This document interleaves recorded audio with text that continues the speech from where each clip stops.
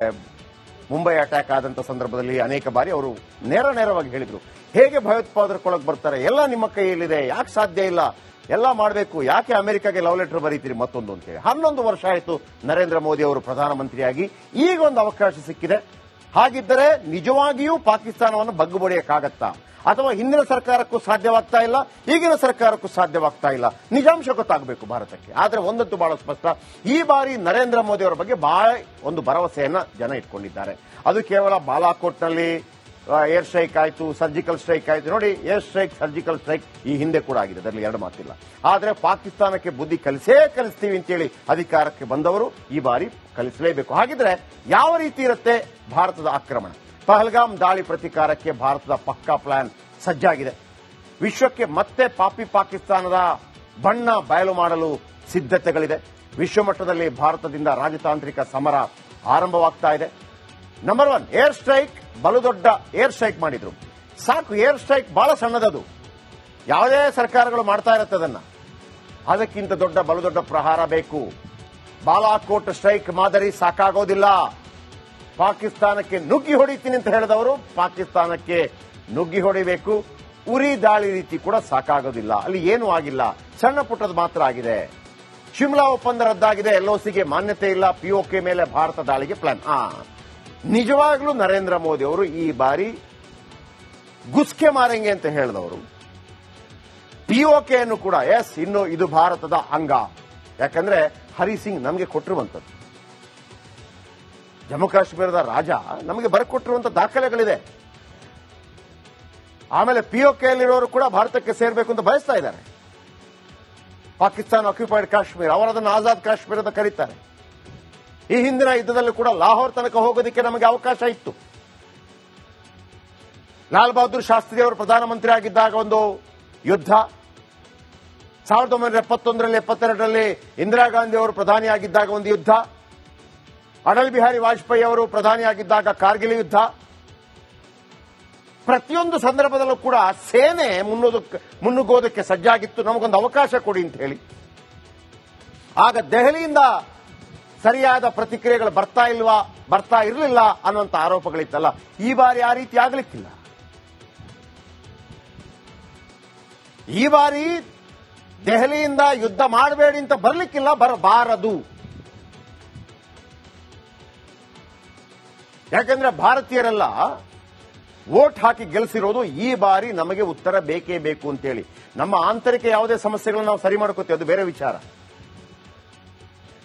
Israel ಮಾದರಿಯಲ್ಲಿ ರಹಸ್ಯವಾಗಿ ಉಗ್ರರನ್ನ ಅಡಗುದಾಣದಲ್ಲಿ ಉಡೀಸ್ ಮಾಡುವಂತ ಸಾಮರ್ಥ್ಯ ನಮಗಿಲ್ವೇ?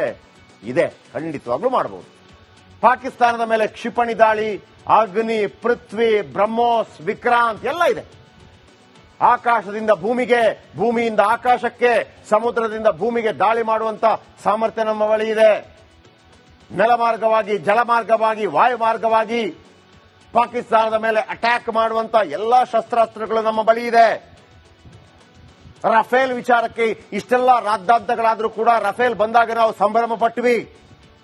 ಅದರ ಉಪಯೋಗ ಆಗಬೇಕಲ್ಲ. ನಮ್ಮ ಬಳಿ ಇರುವಂತದ್ದೇನು ಕಡಿಮೆನ? ನಮ್ಮ ಬಳಿ ಇರುವಂತದ್ದು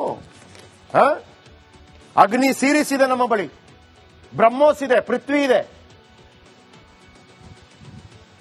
ಆಮೇಲೆ ನಮ್ಮ ಬಳಿ 180, 190, 200ಕ್ಕೂ ಹೆಚ್ಚು ಅಣ್ವಸ್ತ್ರಗಳಿದೆ. ಆಮೇಲೆ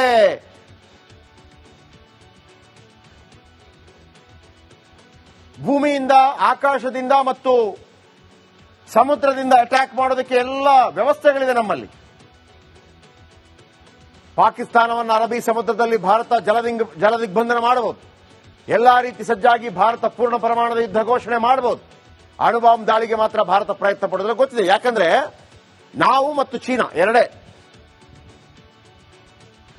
ಎರಡು ರಾಷ್ಟ್ರಗಳು ಒಂದು ಒಪ್ಪಂದ ಅಲ್ಲ ಹೇಳ್ಕೊಂಡಿದೆ ವಿಶ್ವದ ಮುಂದೆ.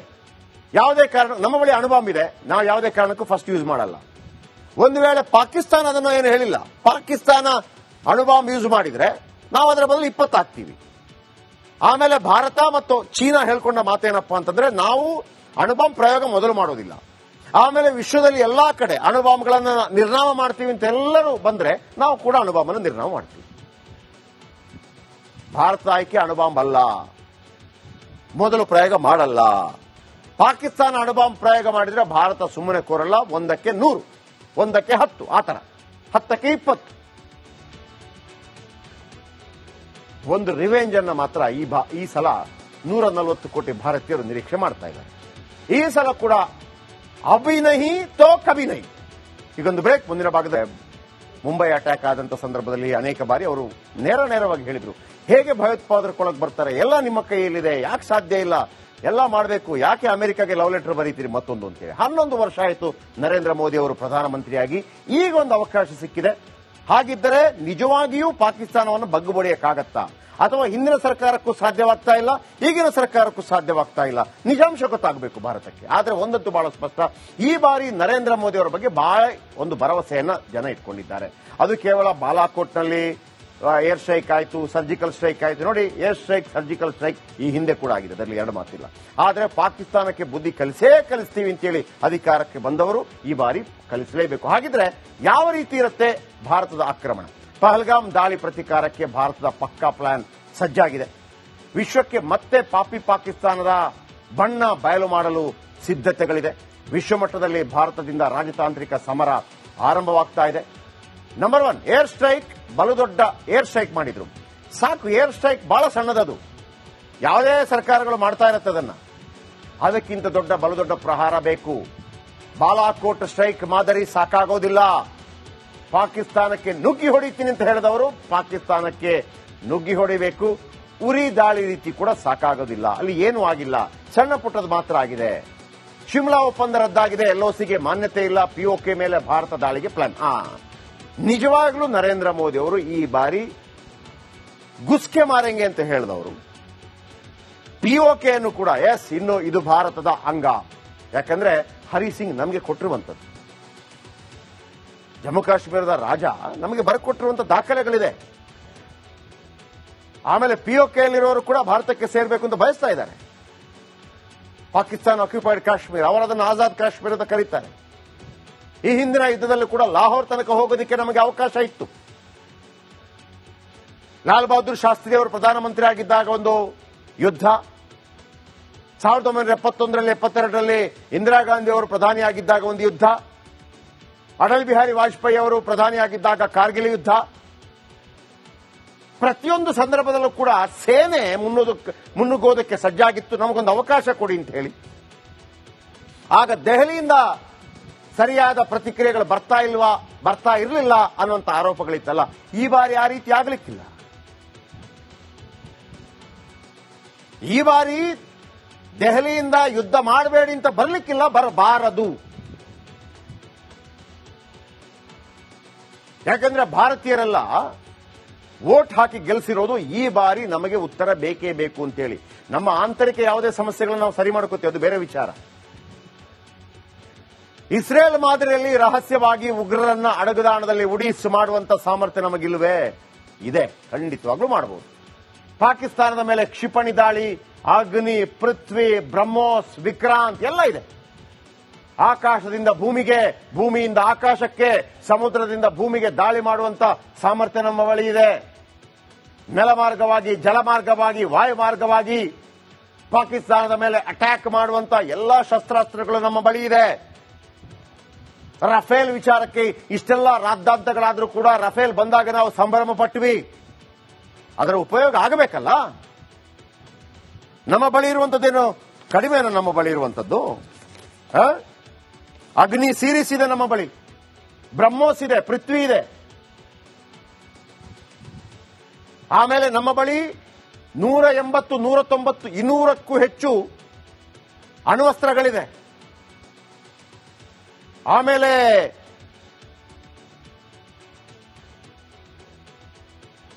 ಭೂಮಿಯಿಂದ, ಆಕಾಶದಿಂದ ಮತ್ತು ಸಮುದ್ರದಿಂದ ಅಟ್ಯಾಕ್ ಮಾಡೋದಕ್ಕೆ ಎಲ್ಲ ವ್ಯವಸ್ಥೆಗಳಿದೆ ನಮ್ಮಲ್ಲಿ. ಪಾಕಿಸ್ತಾನವನ್ನು ಅರಬ್ಬಿ ಸಮುದ್ರದಲ್ಲಿ ಭಾರತ ಜಲದಿಗ್ಬಂಧನ ಮಾಡಬಹುದು.